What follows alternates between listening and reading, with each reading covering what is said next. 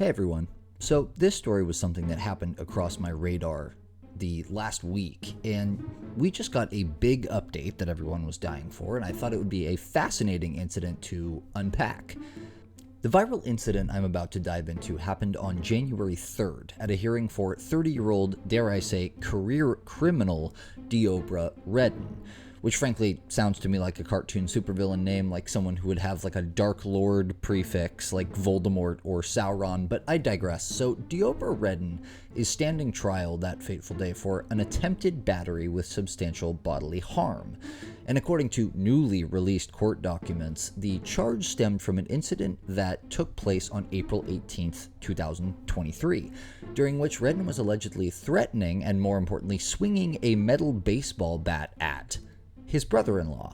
While the man, supposedly Redden's brother-in-law, who called 911 over the incident remains publicly unidentified, police made contact with him that day in April, during which time he informed them that while he was calling the police to report a stolen vehicle, which was apparently a separate incident totally unrelated to his brother-in-law Deobra in any way, Deobra thought his brother-in-law was calling the police on him.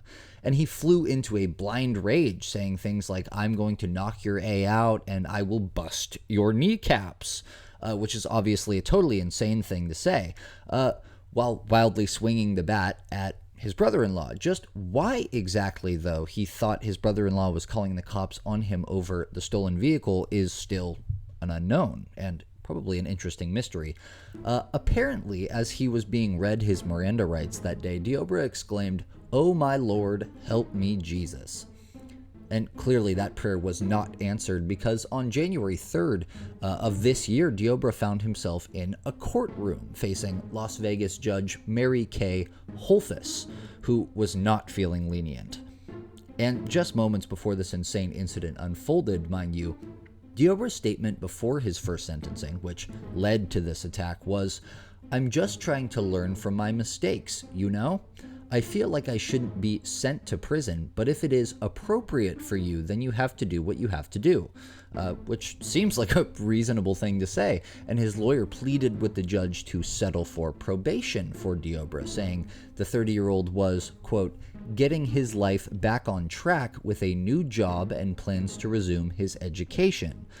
In response to these pleas, however, Judge Holthus remained unmoved.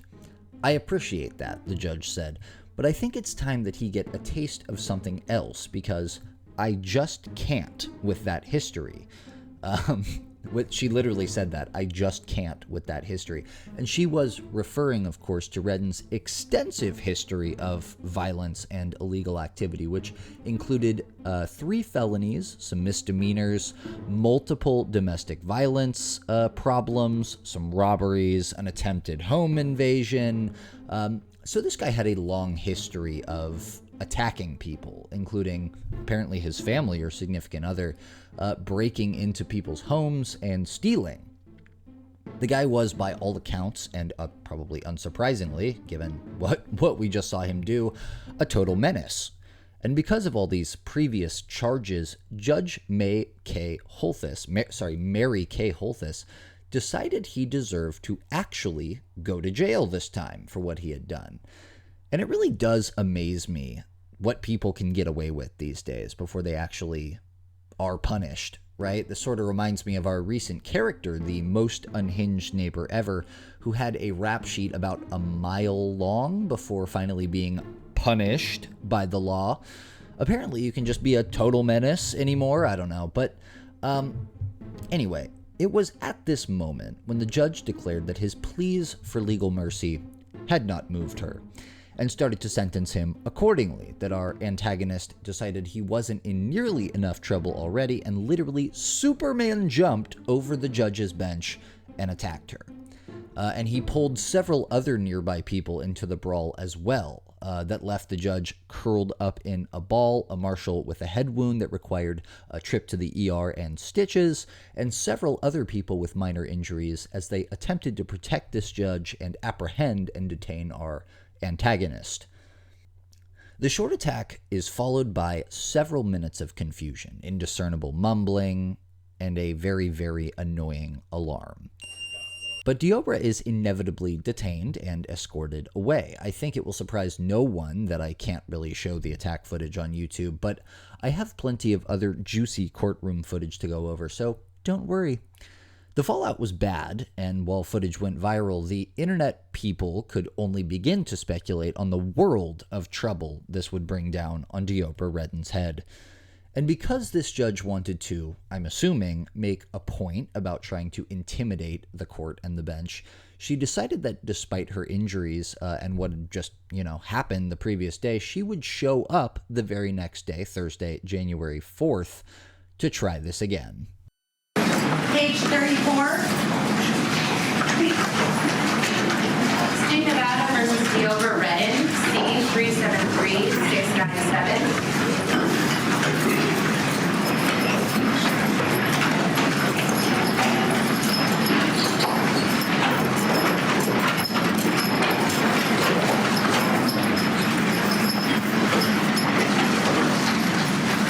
You'll notice that this time around, Diobra has been given some new accessories, like this spit mask. But the most shocking of all, they decided to outfit him with the orange mittens, which is, of course, very silly looking. Mr. Almasi is here now. Morning, Judge. Good morning. All right, this is on for the continuation of Mr. Redden's sentencing. When we were last here, arguments were concluded and the court had begun to pronounce sentence when an incident occurred, an incident initiated by Mr. Redden, preventing the court from completing sentencing. That is the sole purpose for today's hearing. Any other issues that may arise from the events that occurred last Wednesday will be handled at a future date by a different court. For purposes of the record, I want to make it clear that I am not changing or modifying the sentence I was in the process of imposing last week before I was interrupted by defendant's actions. I am making my calendar page from that day an exhibit for the court as it existed the moment I walked in. Prior to anything happening, nothing's been changed, indicating the sentence I intended to impose. I'll let you with that for a moment. All right, that being said, in accordance with the laws of the state of Nevada, this court does now sentence you in addition to the $25 administrative assessment fee, $150 DNA fee, the $3 DNA administrative assessment fee, and $250 indigent defense fee, 19 to 48 months in the Nevada Department of Corrections. How much credit for time served does he have?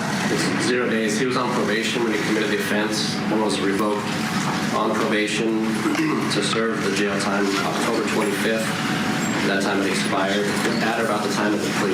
So, 0 days credit. Mr. Almasi, if that's different, let us know. We'll fix it. I will. The motion for quashing is moved at this point. And for the record, I just reflexively wrote 0 days credit to serve on the notes specific what I just said. So that is in addition as of right now. That's correct. The probation case number, just for the record, is C-370-775. Thank you. As you can see, Diobra was much more well-behaved this time around, too, and Judge Holthus sought to remove any appearance of bias over the personal attack she had just suffered by noting that the judgment she was handing down was precisely the same as the one she was prepared to give before the incident. And by the way, note that this doesn't in any way mean that our antagonist won't be facing additional charges for the absolute lunatic stunt he just pulled, but that hearing was actually just 2 days ago on January 9th, and boy, oh boy, is this guy in for some punishment. During his appearance in court to answer for what he did, Diobra Redden faced 15 new charges, many of which were very serious felonies. It's worth noting that Redden was probably looking at like 19 months of jail time with good behavior for the original incident he was in court for, from the baseball bat thing with his brother. And now he's probably going away for, I don't know, decades maybe? All right, as for disclosures, before I arraign Mr.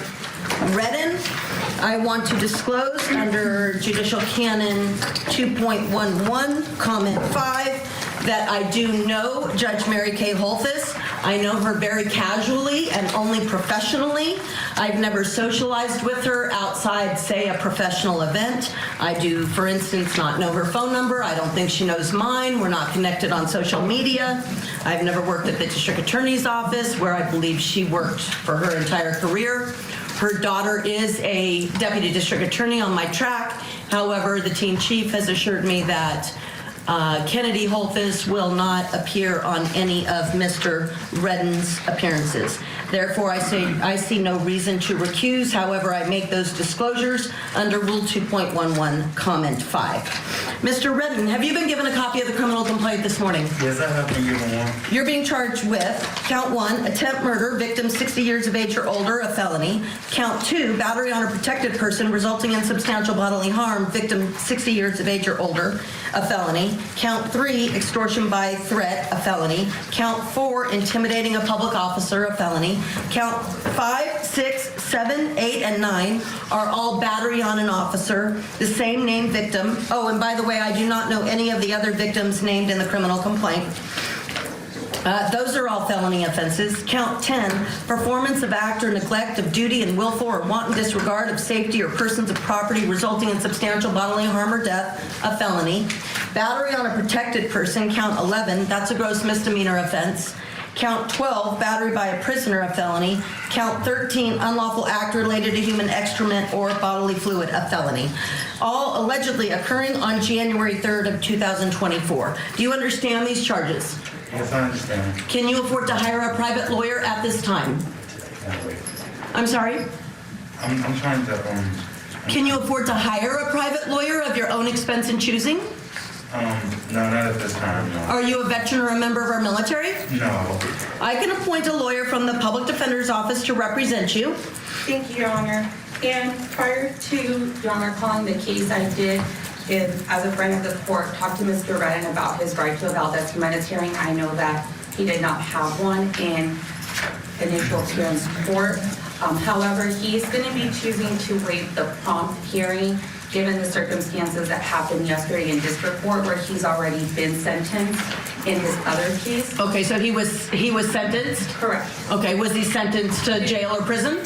Correct. Okay. 1948. Okay. So he understood that and said that he's not trying to have the hearing today. Okay, that's fine, and I'll canvass them on that. My only issue is I think what has happened is some standard bail figures have carried over since booking.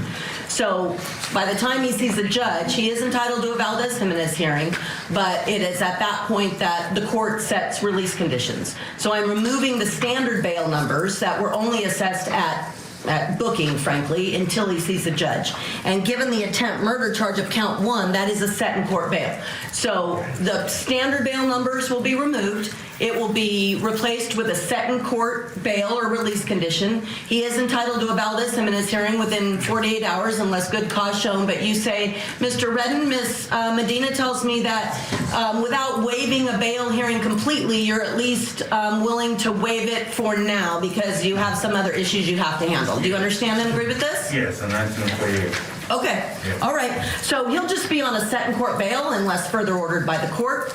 We need to set his preliminary hearing. Would you like that set within 15 days?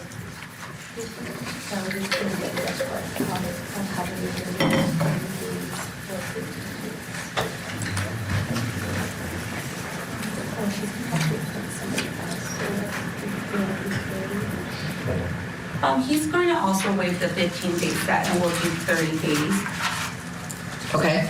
Sir, you have a right to a preliminary hearing within 15 days, and Ms. Medina has said that she's talked with you about that, and you're willing to give up that 15-day period and instead set your preliminary hearing within about 30 days. Is that okay? Yes, that's fine. Is this okay with the state? Yes, Your Honor. Okay. Does the state? Yes?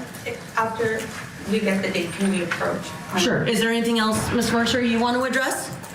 No, Your Honor. Okay. All right. Here's a 30-day preliminary hearing date, unless I see you earlier, and if you'd like to approach, you may. February 14th at 9 a.m.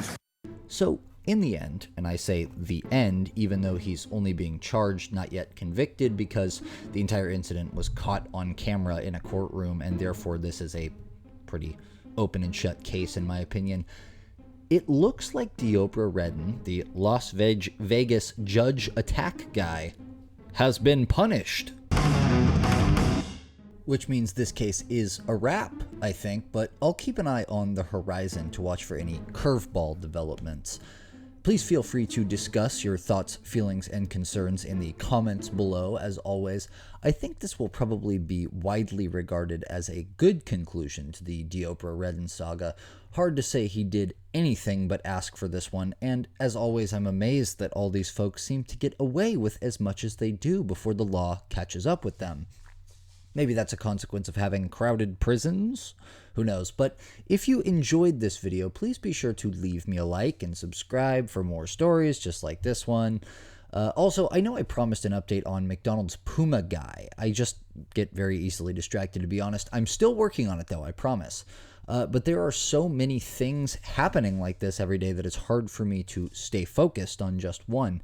Don't let that stop you, though, folks. Requests are still more than welcome.